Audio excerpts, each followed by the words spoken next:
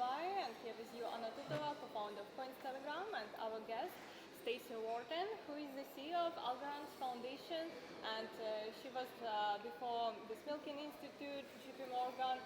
She's in the advisory committee of United Nations Capital Development Fund and many other international organizations. So great to have you here, Staci. Thank you so much for taking the time to talk to me.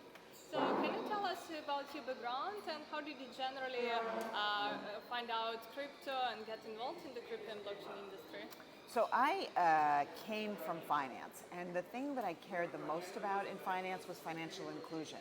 And so I worked at JP Morgan. I looked after all of the government countries and central banks and ministries of finance in Africa. And I saw there that the capital system did not work properly for getting access to capital for entrepreneurs, for making sure that households had access to wealth.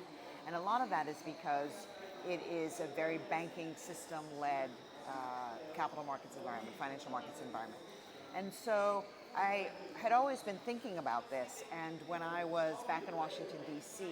at the Milken Institute, I was giving educational seminars to the press, how to be smarter about finance. I did not succeed in my quest to make the press smarter about finance, sadly, but I did there. I got a request from them in 2013 to, what is this Bitcoin thing? Can you explain this Bitcoin thing?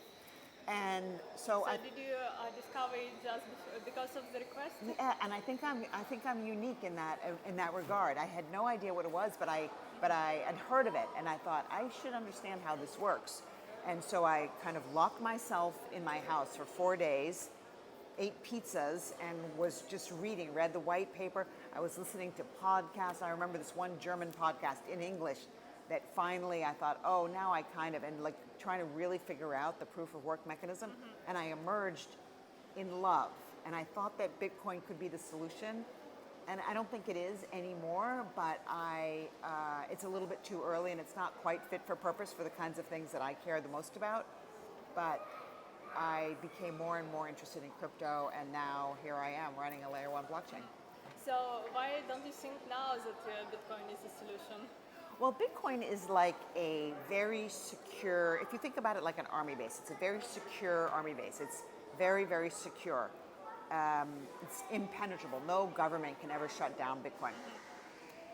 But there's nothing really going on that army base. You know, there's no card games, there's no cinema, there's no canteen.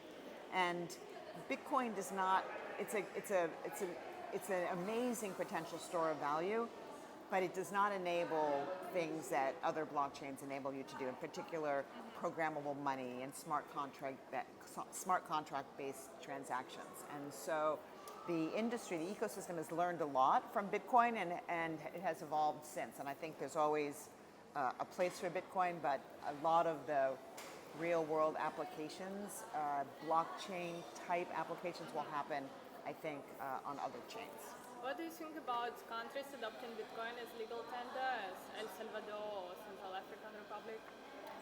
I think it's very important to not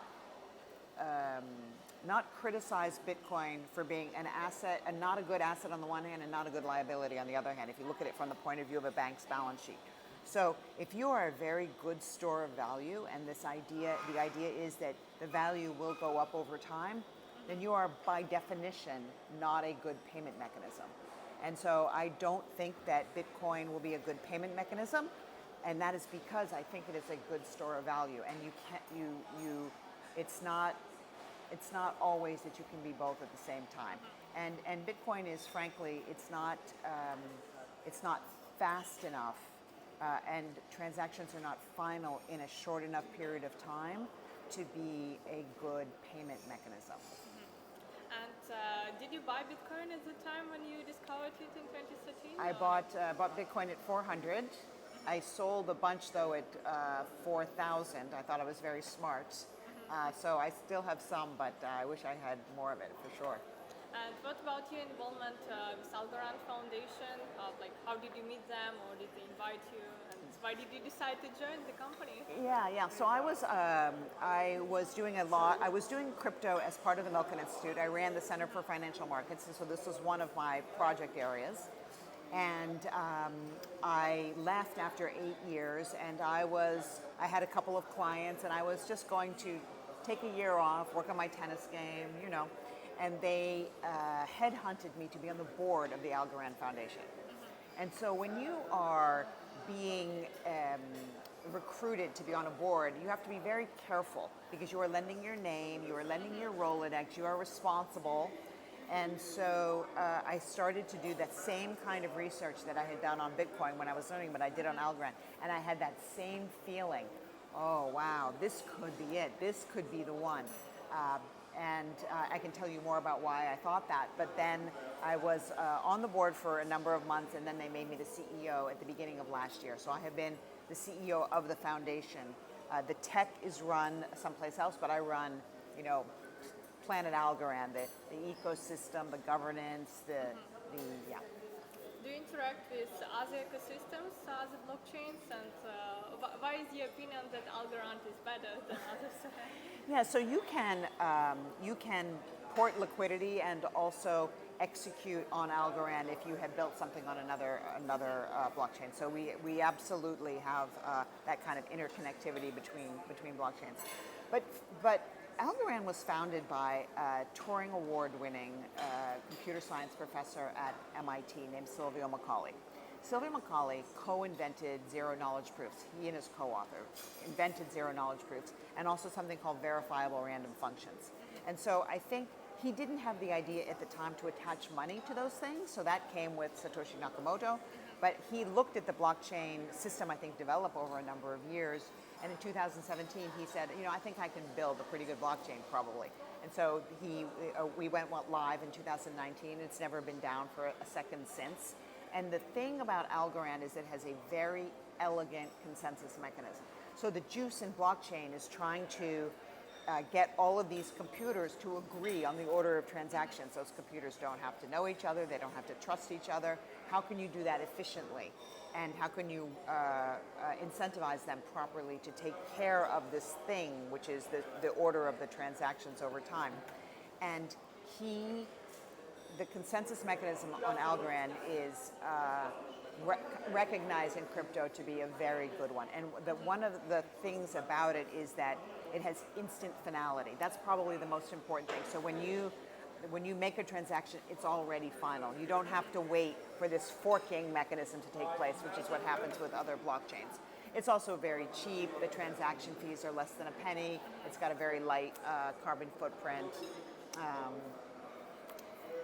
And can you share as well about your current activities at Algorand Foundation? You focus on, for example, quite a lot on sustainability, impact projects. So can you tell more about that? Yeah, so we're the blockchain, and so what we try to do is we try to make it a very good environment for other people to build on us. So none of the projects that I talked about on the panel are things that we built internally. We just tried to make, if you allow me to keep talking about this Planet Algorand analogy, we make the roads on Planet Algorand good. We make sure the streets are well lit. We make sure that the soil is fertile, and that enables protocols and companies of all different kinds, like the kinds that I talked about on my panel, to build and succeed and to prosper on Algorand. So we invest in protocols in the ecosystem. We give grants to protocols in the ecosystem. Those grants now, though, are determined by our community of governors. So that's been an evolution since I've been there.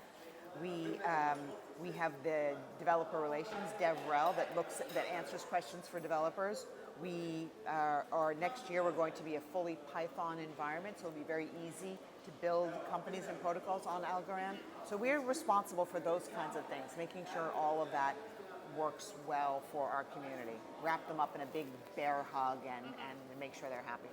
And you had as well some big partnerships last year, like with Bank of Italy on the issuance of banking insurance on blockchain. So can you tell more about this? How that cooperation is going? Yeah. So Banca d'Italia had a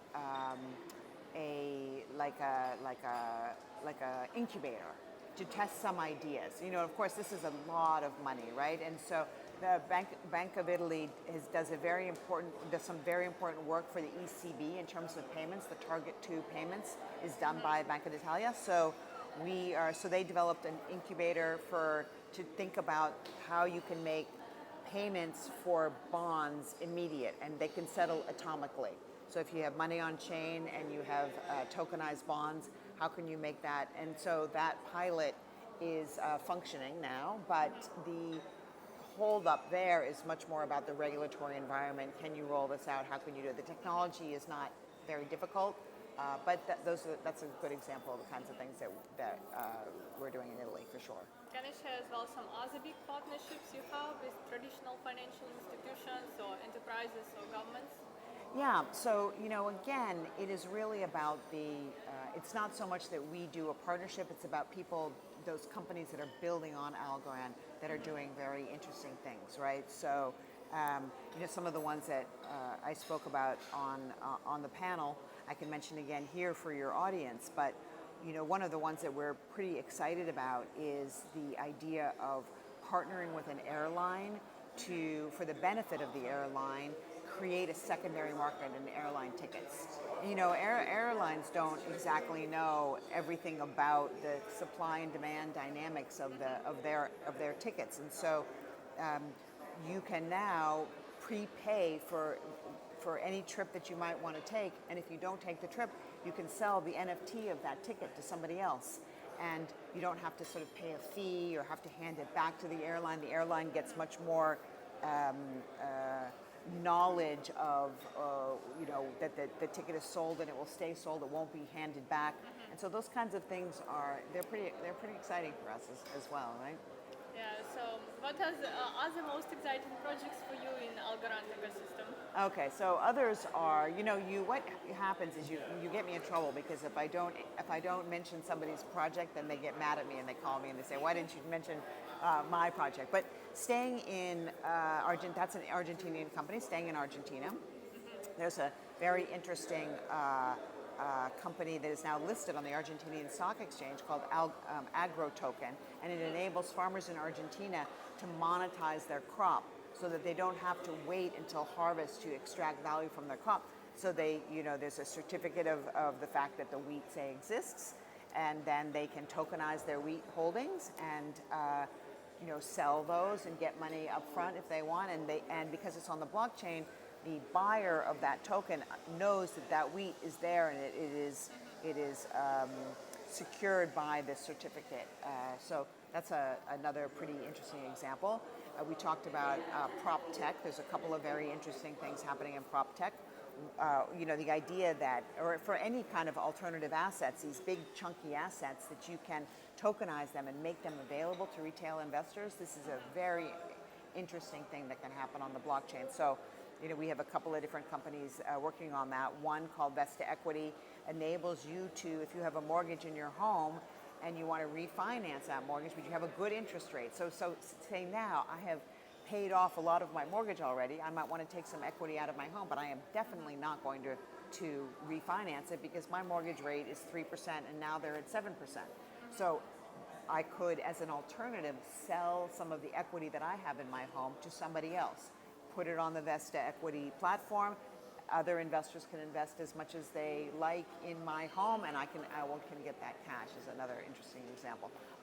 Another one called Lofty AI. You form a DAO, and as an investor, you actually manage rental income properties. You can get together. You can look at the management company. You can decide if you like. In one case, they fired the management company of one of these properties, and you get the rental income from that property. Is another good example. We have a lot of good examples of protocols working in the music industry, for example, securitizing royalties, selling catalogs, or being able to invest in catalogs of music. This kind of thing, it's just kind of like taking off all over the place. Then, of course, we have what every layer one protocol needs to have. We have good NFT marketplaces. We have a lot of good NFT creators, big artist community. So, yeah, a lot of good stuff.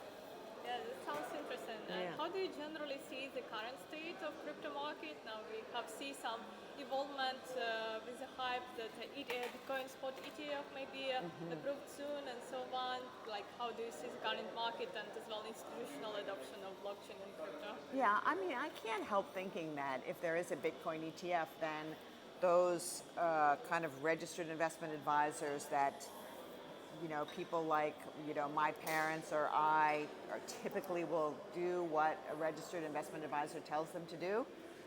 And registered investment advisors typically sell ETFs to their clients. And so if you have that kind of a system, then you can imagine all of those assets under management, if only 1% of total portfolio assets go into crypto as an asset class, probably will start with Bitcoin as a Bitcoin ETF. And you can imagine once one is done, then you could imagine having ETFs of other assets as well. And I think that will help for retail type savers to at least have some portion of their portfolio in alternative assets. I think it'll be a very important breakthrough for the ecosystem for sure. And as well, you are based in US, in Washington DC, and as well now US is known not to be super friendly to crypto, and as well CEC has as well some statements that Algorand is security and so on. So what is your view on current crypto regulations, how it may change, and which jurisdictions do you consider to be more crypto friendly? So I live in the United States. I was born and raised in the United States, but Algorand Foundation is not in the United States. We're a Singapore registered company. We don't issue Algo in the United States. We don't have anything to do with the United States. So I think part of the reason for that is that we're not sure about the regulatory environment in the United States, so we stay away from the United States. And what other jurisdictions do you see to be more friendly, more active? I think they're the usual suspects, right? People are now talking about new legislation for stablecoins that have come out of Japan. Very interesting. Bermuda has a very interesting. They are building on their success as a reinsurance regulator to become a digital asset regulator. A bunch of companies now registered there. Dubai, of course, and the UAE also putting in place regulatory regimes. I think Europe has made a very important step with the MiCA. And so this willingness to put a stake in the ground, to have, crypto companies they're not looking for the most permissive regulatory environment. They're looking for the clearest, the most sensible, and the most with regulatory clarity. And so I think jurisdictions are recognizing that now and trying to, it's not easy though, I will say. It's so different. And it transmorphs into different things in different situations, right? To your point earlier, is it a payment, or is it an asset, or is it a commodity? And all of these things need to really be thought through carefully. So I don't blame regulators for taking a cautious approach. And as well, can you share some upcoming news, like latest partnerships for Algorand? So, we have a few things incipient that I would prefer to talk about when they're public. So I know you want to break a hot scoop, but right now, we're pretty excited about, Control Alt, which is as I said, it's an alternative investment platform. They've just gotten their regulatory license from the FCA, so we're expecting to see a bunch more activity on that platform, and I'm really looking forward to that. We have a couple of good things also happening, as I said, in the creative space, looking at some of these artist tokens and how artists can understand who their most loyal fans are and reward them. So we've got a couple of interesting ideas going on there. It's like we're having a bit of a Cambrian explosion of activity on the chain, so we're pretty excited about. Yeah, that is great. Thank you for sharing your thoughts and your experience with us. All right, thank you so much for your time. I appreciate it.